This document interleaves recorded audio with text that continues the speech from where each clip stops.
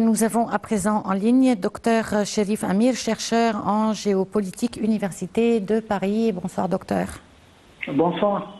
Alors, docteur, parlez-nous tout d'abord de l'historique, on va remonter d'histoire, pour le dialogue Rome-Med.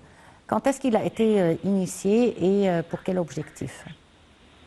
Vous savez, cette coopération a été créée il y a pas longtemps pour donner un autre aspect de communication entre le nord et le sud du bassin de Méditerranée. On sait qu'il y a toujours la question d'immigration depuis très longtemps et qui était une question très épineuse.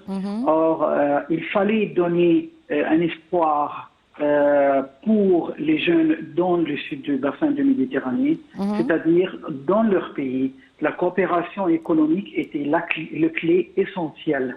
Et je trouve que après la crise syrienne et le flux migratoire, ensuite la crise libyenne aussi, et tout ce qui s'est passé avec les drames qu'on a vus, avec les bateaux qui coulaient avec les émigrés, il fallait développer encore plus cette coopération pour garder les jeunes dans leur propre pays. Et je crois que l'Italie était souvent la destination primaire de tous les pays du Maghreb et que c'était toujours un gros problème tendu entre les leaders des pays européens et les pays de l'Afrique du Nord sur cette question. Actuellement, je trouve bien sûr cette coopération, elle est essentielle, surtout après la crise de pandémie de Covid-19 et aussi la crise de la guerre russo-ukrainienne, parce que cette guerre a vraiment affaibli la situation économique de l'Union européenne. On voit qu'il y a déjà des divisions entre les pays européens sur les sanctions sur la Russie. Ils cherchent des marchés, ils cherchent des coopérations parallèles. Ça va prendre du temps parce que tout simplement, ça ne va pas être une solution du jour au lendemain.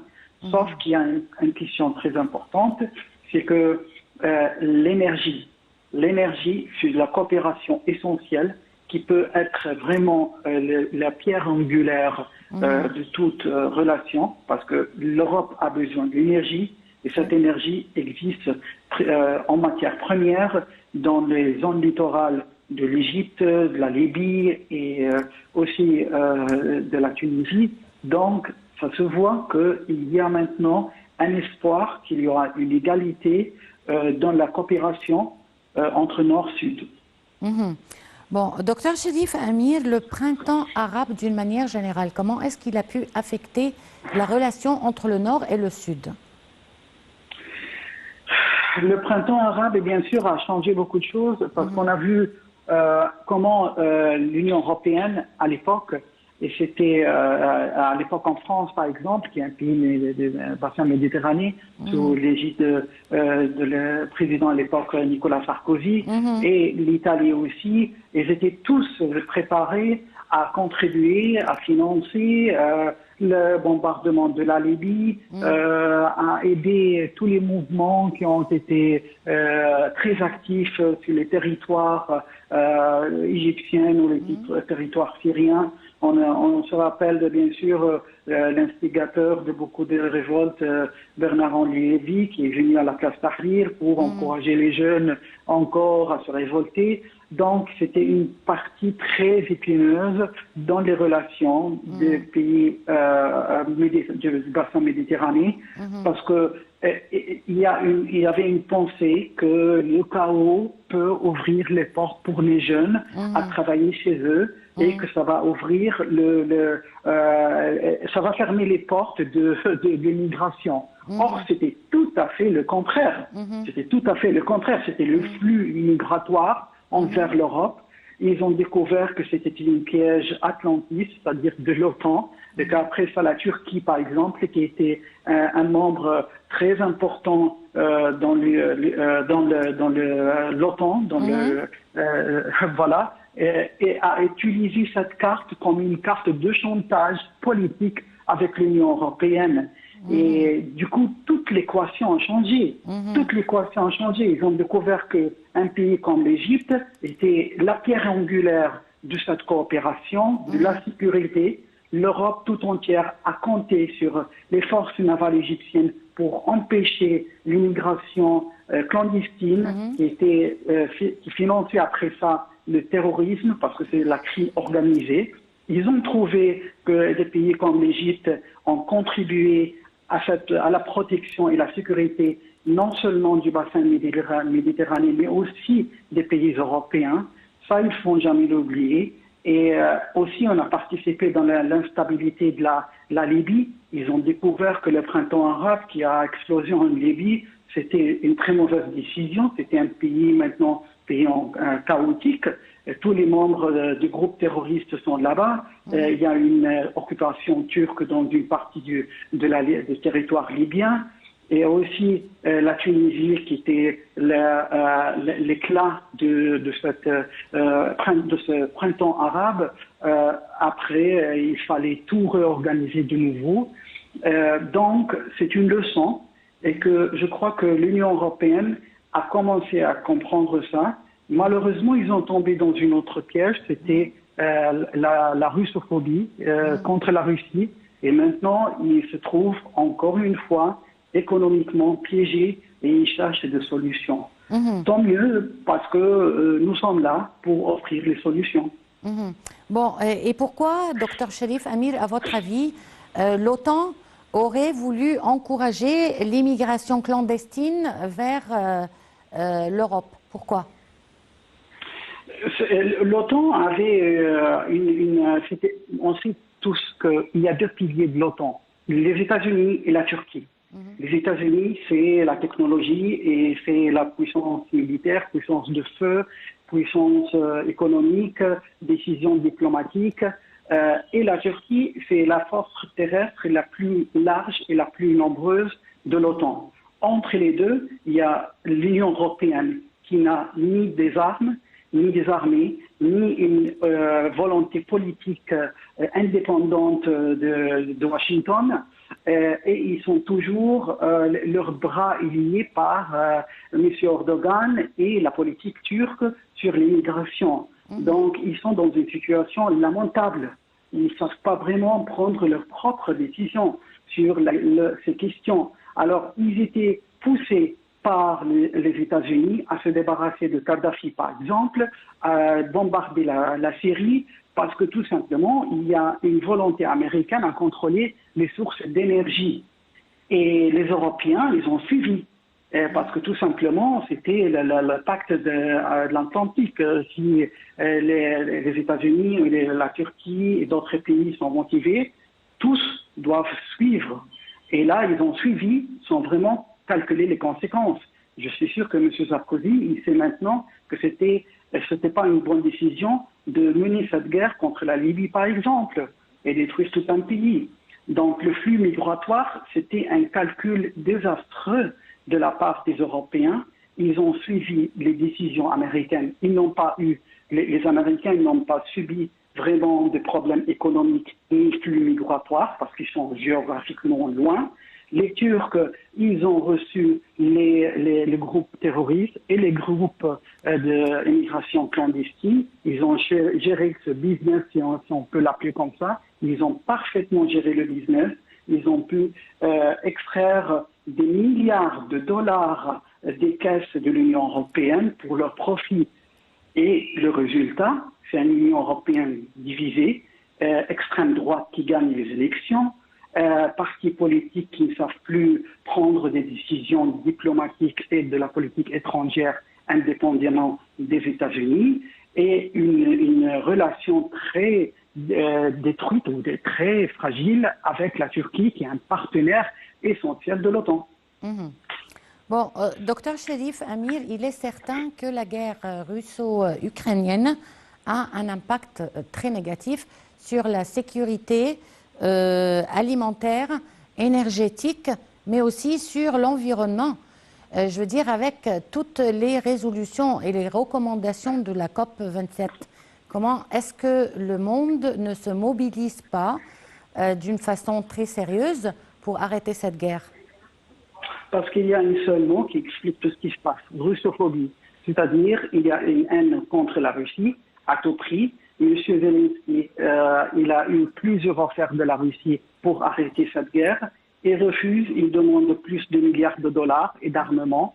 Washington elle-même est divisée. Le Congrès américain est divisé. Le cabinet de sécurité nationale américain de M. Biden est divisé. Mais tous, ils sont maintenant en train de financer une guerre qui va mener une ruine de l'économie européenne. Est-ce que c'est prémédité pour détruire l'euro, par exemple, et que le dollar sort très fort? Je ne sais pas. On va voir. Est-ce que c'est fait pour détruire la Russie? Ça fait hors de question. Ça ne va jamais arriver. La Russie contrôle maintenant les parties les plus riches de l'Ukraine. Il y a une partie russophone qui sont ethniquement russes. Donc, historiquement, c'était une partie avant l'Union soviétique qui appartenait à la Russie. Et donc, maintenant, il faut écouter les appels à la paix. Et il faut que la pression soit faite sur M. Zelensky et le régime de Kiev pour que cette guerre s'arrête rapidement. Parce qu'on a vu que le président Vladimir Poutine, il a offert à plusieurs reprises de s'asseoir, de négocier, que la guerre s'arrête et que l'acheminement de gaz, par exemple, l'Union européenne a décidé de plafonner le prix du pétrole importé de la Russie. Mais c'est une décision qui va coûter très cher à l'Europe. C'est un suicide économique. Pourquoi ils font ça? Parce que les Américains le veulent. Alors ça, c'est pas vraiment quelque chose de sage. Oui, mais la Russie n'acceptera certainement pas d'exporter son pétrole à l'Europe à ce prix.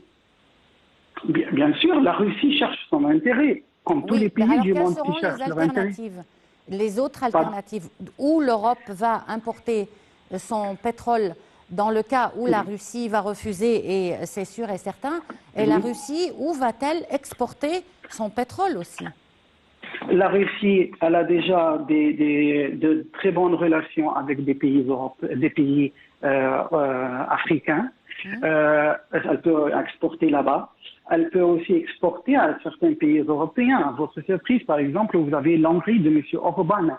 M. Viktor Orban, il a dit aux Européens, je m'en fiche de vos décisions. Ils ont pensé même d'imposer des sanctions sur Budapest. Ça n'a pas marché. Alors, il est très clair que la Russie a tout calculé. Mais excusez-moi juste là de vous interrompre, mais Budapest ou la Hongrie, ils font partie de l'Union européenne. Exactement, c'est ça ce que je vous explique. C'est-à-dire qu'au sein même de l'Union européenne, il y a des déchirures, si on peut dire. Ah oui, des déchirures graves, pas simples. M. Viktor Orban, il l'a dit haut et fort. Je crois que la première ministre de l'Italie attend encore d'être sur ses pieds solidement et peut-être elle va prendre des décisions pareilles parce qu'elle est patronnée par M. Berlusconi, qui est un proche ami de la Russie et de M. Poutine. Donc on sait très bien qu'il y a un schisme. Oui, il y a un schisme. Et Viktor Orban, il a dit je ne vais pas sacrifier l'économie de mon propre pays sur l'altère de l'Union européenne. Et ils ont pensé de sanctionner la Hongrie et à la fin, ils ont trouvé que ça sera une décision absurde. Bon, et de son côté, le reste des pays de l'Union européenne, où vont-ils importer leur pétrole? Vous savez, maintenant, il y a un piège concernant l'Arabie Saoudite et les pays du Golfe. Par exemple, le chancelier allemand Olaf Scholz est parti en Chine pour essayer de trouver une source d'énergie là-bas. Après qu'ils ont critiqué, ils ont craché sur la Chine pour l'histoire des droits de l'homme, maintenant ils veulent se montrer amis. La ministre des Affaires étrangères allemande était à New Delhi en Inde. Bien sûr, votre question elle est excellente parce que je crois qu'elle est posée dans les sphères politiques européennes et il n'y a pas vraiment une réponse. C'est ça le piège. Il n'y a pas vraiment une réponse. Oui, et aujourd'hui, on a une visite du président chinois en Arabie Saoudite. Vous pensez que ce soit en relation avec l'énergie? Avec quel président, pardon? Le président chinois en Oui, Arabie oui, Saoudite. bien sûr, mais bien sûr, et l'armement aussi. Parce que les Européens, pardon, les Chinois et les Russes, ils ont joué un jeu duel avec les pays du Golfe. C'était l'armement et qui dit armement dit sécurité, bien sûr, c'était des régimes. L'armement et aussi l'énergie. Alors, le prince Mohammed Ben Salman, on sait qu'il a montré très clairement qu'il ne va pas suivre longtemps dans toutes ces aventures. Et il a intérêt à travailler avec la Chine. Et il y a des pourparlers très clairs sur le yuan en tant que monnaie d'achat, que ça sera utilisé à la place du dollar. Cette visite est une alarme à Washington, bien sûr, parce que les Chinois, on sait qu'ils ont un œil sur Taïwan et ils ne vont pas le lâcher. Alors, ils cherchent de sécuriser toute cette région, couper les liens des Américains avec les pays du Golfe, leur fournir la protection. Et qui dit aussi relation du Golfe avec la Chine et relation avec la Russie, dit aussi qu'il y aura une restreinte, un apaisement de l'Iran envers son agressivité, que ce soit au Yémen ou en Syrie ou envers l'Arabie Saoudite ou les Émirats ou les pays du Golfe. C'est-à-dire, l'Iran va sentir que les grands alliés, c'est-à-dire la Russie et la Chine, ils vont leur donner quand même un feu jaune, pas vert ni rouge, à ralentir l'agressivité envers les pays du Golfe. Et à votre avis, comment tout cela va affecter l'exportation du gaz en Égypte? Vers l'étranger, bien sûr. C'est une question très importante parce qu'on sait très bien que nous sommes liés à des accords régionaux. Et ces accords régionaux, avec des pays comme la Grèce, Chypre, Israël, on a des relations avec tous ces pays, avec des accords internationaux qu'on doit respecter. C'est une question très épineuse aussi parce que on sait que l'amitié qu'on a avec un pays comme la Russie compte beaucoup pour nous. En 2013, on était lâchés par nos alliés américains lorsqu'il y a eu la révolution du peuple égyptien en juin 2013, et c'était nos amis russes qui étaient à côté de nous, et ils nous ont soutenus. Alors je crois que on va bien calculer la situation. Il y a un affaiblissement des Américains dans la région. Il y a un affaiblissement aussi de l'Union européenne. Je me souviens au départ de la crise ukrainienne, il y a eu une visite du président polonais ici en Égypte. Il a rencontré le président ici. Ils ont essayé, bien sûr, les Polonais qui sont dans une hostilité horrible avec la Russie, d'influencer un petit peu notre politique. Mais heureusement, nous sommes un pays souverain, solide. On a un équilibre politique. On va voir ce qui va être rentable pour nous selon les accords internationaux. Mais on va aussi garder les bonnes relations avec nos amis russes durant cette période très critique. Et on verra. Docteur Cherif Amir, professeur en géopolitique à l'Université de Paris, je vous remercie beaucoup pour cette intervention. Une petite pause et on se retrouve tout de suite après.